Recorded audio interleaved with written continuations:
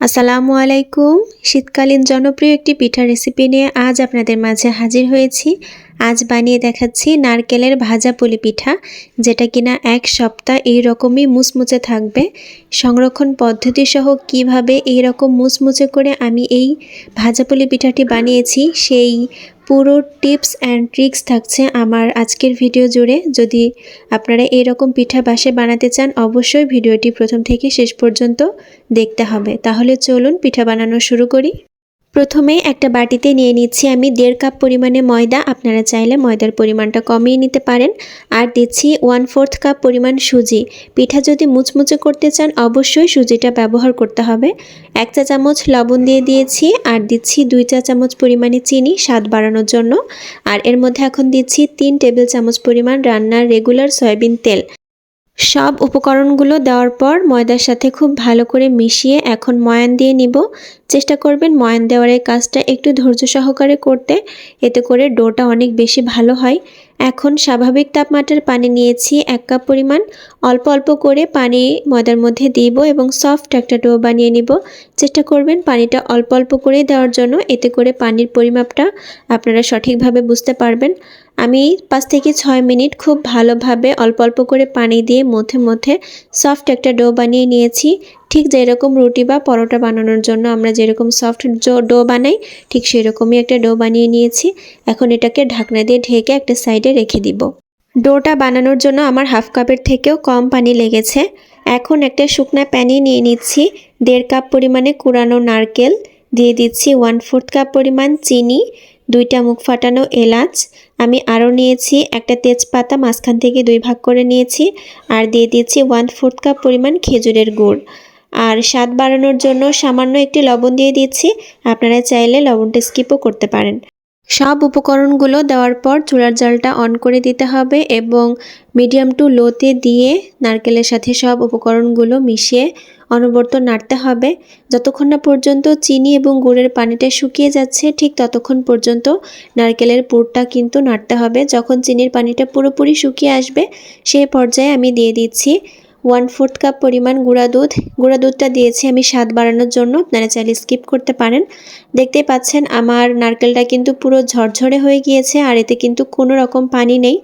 আর সব শেষে দিয়ে দিচ্ছি 1 চা চামচ পরিমাণ ঘি। আপনারা যদি আমার মতো নারকেলের এই ভাজাপুলি পিঠাটা 1 সপ্তাহ পর্যন্ত সংরক্ষণ করতে চান, তাহলে অবশ্যই খেয়াল রাখবেন নারকেলে যেন কোনো রকম পানি না থাকে। নারকেলের পুরটা বানানোর সময় অবশ্যই ঝরঝরে করে বানিয়ে নেবেন এবং কোনো রকম যেন চিনির পানি বা গুড়ের পানি না থাকে। পুরটা আমার অলরেডি বানানো হয়ে গিয়েছে, আমি চুলা থেকে নামিয়ে নিয়েছি। আর এখন আগে থেকে যেই ডোটা বানিয়ে রেখেছিলাম, সেটা থেকে ঢাকনাটা সরিয়ে নিলাম এবং আমি আরও 3 থেকে 4 মিনিট এই ডোটা খুব ভালো করে মথে নিব। রুটি বেলার সুবিধার্থে আমি ডোটাকে 4 ভাগে ভাগ করে নিয়েছি এবং আবারও ঢাকনা দিয়ে ঢেকে রেখে দিচ্ছি। এখন রুটি বানিয়ে নিব, তার জন্য 1 ভাগ ডো নিয়ে নিলাম এবং এর উপরে সামান্য গুঁড়া ছিটিয়ে নিচ্ছি। এখন পাতলা করে একটা রুটি বানিয়ে নিব। নারকেলের ভাজাপুলি পিঠাটাকে মুচমুচে করার একমাত্র টিপস হচ্ছে রুটিটাকে খুব পাতলা করে বানানো। দেখতে পাচ্ছেন আমি কিন্তু বেশ পাতলা করে একটা রুটি বানিয়ে নিয়েছি, আর এটার পুরো তো ঠিক এই রকম হয়েছে। দেখতে পাচ্ছেন এটা কিন্তু বেশ পাতলা, স্বাভাবিক রুটির থেকেও কিন্তু সামান্য একটু পাতলা আছে এই রুটিটা। আর চারিদিকে এই সমান পুরোতেই কিন্তু রুটিটা বানিয়ে নিতে হবে। এখন আগে থেকে যেই পুরটা বানিয়ে রেখেছিলাম, সেখান থেকে সামান্য পুর নিয়ে লম্বা আঙুলের আকৃতি করে নিলাম এবং রুটির ধার থেকে কিছুটা নিচে আমি পুরটা দিয়ে দিলাম এবং যতটুকু রুটি বাইরে ছিল সেটা আমি পুরের উপর দিয়ে একটা ভাঁজ দিয়ে দিলাম এবং এটাকে খুব ভালো করে সিল করে নিতে হবে, যাতে তেলে দেওয়ার পর এটা খুলে না আসে। এখন এই নারকেলের ভাজাপুলি পিঠা কাটার জন্য আমি একটা এরকম কাটা নিয়ে নিয়েছি। আপনারা চাইলে ছুরি দিয়েও কাটতে পারেন, আবার যদি চান পিৎজা কাটার দিয়েও কাটতে পারেন। আমি এভাবে কেটে একটা পিঠা বানিয়ে নিলাম। দেখতে পাচ্ছেন পিঠাটা বানানো কিন্তু খুবই সহজ। দেখতে পাচ্ছেন আমার একটা পিঠা বানানো হয়ে গিয়েছে। আমি আরও একটা পিঠা আপনাদেরকে বানিয়ে দেখাচ্ছি। আমি আবারও সেম প্রসেসিংয়ে কিছুটা নারকেলের পুর নিয়েছি এবং রুটির এক পাশ থেকে কিছুটা জায়গা ফাঁকা রেখে পুরটা দিয়ে রুটিটা দিয়ে ভাঁজ দিয়ে দিয়েছি এবং ভালো করে সিল করে আমি এটা আবারও কেটে নিচ্ছি। দেখতে পাচ্ছেন আমার আরও একটা পিঠা বানিয়ে নেওয়া হয়ে গিয়েছে। সেম প্রসেসিংয়ে একটা রুটিতে যতগুলো পিঠা বানানো যায় সবগুলো বানিয়ে নিব। এবং পিঠা বানানোর পর রুটির যে অবশিষ্ট অংশ থাকবে সেটাকেও একসাথে করে পরবর্তীতে আবারও রুটি বানিয়ে পিঠা বানিয়ে নিব। একে একে আমি সবগুলো পিঠা বানিয়ে নিয়েছি এবং একটা প্যানে তেল গরম করতে দিয়েছিলাম। তেলটা সামান্য গরম হলে পিঠাগুলো একে একে ছেড়ে দিতে হবে। অবশ্যই তেলটা সামান্য গরম থাকা অবস্থাতে পিঠাটা দিতে হবে। যদি খুব বেশি গরম থাকা অবস্থায় পিঠাগুলো দেন তাহলে কিন্তু উপর থেকে কালার চলে আসবে আর ভেতরে কিন্তু নরম থেকে যাবে, পিঠাটা মুচমুচে হবে না। তাই অবশ্যই পিঠাকে মুচমুচে করতে হলে তেলটা সামান্য গরম থাকা অবস্থায় পিঠাগুলা দিতে হবে এবং মিডিয়াম টু লোতে করে পিঠাগুলা এপাশ ওপাশ করে সেম কালার করে ভেজে নিতে হবে। একটু সময় নিয়ে পিঠাগুলা ভাজতে হবে। আমার সবগুলো পিঠা কিন্তু ভেজে নেওয়া হয়ে গিয়েছে, দেখতেই পাচ্ছেন। সবগুলো পিঠা কিন্তু আমি একটা প্লেটে পরিবেশনও করে নিয়েছি। আর পিঠাগুলো কতটা মুচমুচে হয়েছে আপনারা ওপরটা দেখে নিশ্চয়ই বুঝতে পারছেন। তারপরও আমি একটা পিঠা আপনাদেরকে ভেঙে দেখাই।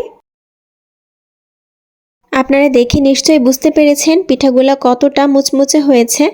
উপরে কিন্তু অনেক বেশি মুচমুচে আর ভেতরে নারকেলের পুরে ঠাসা। আপনারা অবশ্যই এভাবে বাসায় একবার এই শীতে পিঠাগুলো ট্রাই করবেন, বানানোর চেষ্টা করবেন। এখন আমি পিঠাগুলোকে সংরক্ষণ করব, তার জন্য একটা এয়ারটাইট বয়াম নিয়েছি। আপনারা চাইলে এয়ারটাইট বক্সও নিতে পারেন। পিঠাগুলো যখন সম্পূর্ণভাবে ঠান্ডা হয়ে যাবে ঠিক সেই মুহূর্তে পিঠাগুলোকে একটা বয়ামে বা কৌটায় উঠিয়ে আপনারা 1 সপ্তাহ পর্যন্ত সংরক্ষণ করতে পারেন। অবশ্যই ঠান্ডা করার পর তারপরে বয়ামে উঠাবেন। আশা করি আমার আজকের ভিডিওটা আপনাদের কাছে ভালো লেগেছে। ভালো লাগলে অবশ্যই একটা লাইক দিয়ে পাশে থাকতে পারেন। নতুন কোনো ভিডিও নিয়ে আবার আপনাদের মাঝে হাজির হয়ে যাব। আল্লাহ হাফেজ।